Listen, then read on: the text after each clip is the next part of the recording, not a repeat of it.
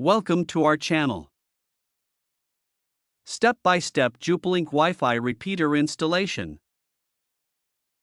Unbox your Juplink repeater, carefully open the box of your Juplink Wi-Fi repeater and ensure all the accessories like the user manual, power adapter, and device are included.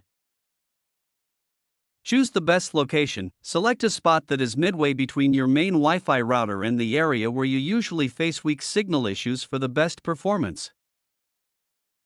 Power on the device. Plug the Juplink repeater into a power socket and wait for a few seconds until the power light turns solid or starts blinking as per the manual.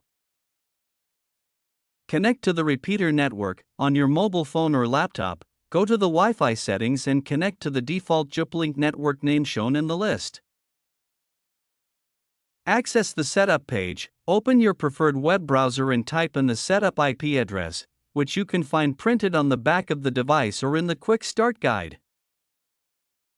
Log in to the admin panel, enter the default login credentials, usually admin for both username and password, to access the repeater's configuration dashboard.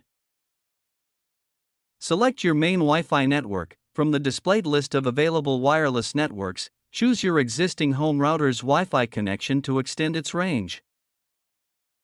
Enter your Wi-Fi password. Carefully type the correct password of your main Wi-Fi network to ensure the repeater can connect and broadcast without issues. Save and reboot. Click the Save or Apply button, then wait as the repeater restarts to apply the new settings and establish the connection. Test the extended network. Once the device restarts, connect your phone or laptop to the new extended network and test the signal strength in the areas that previously had low coverage. Thank you for watching.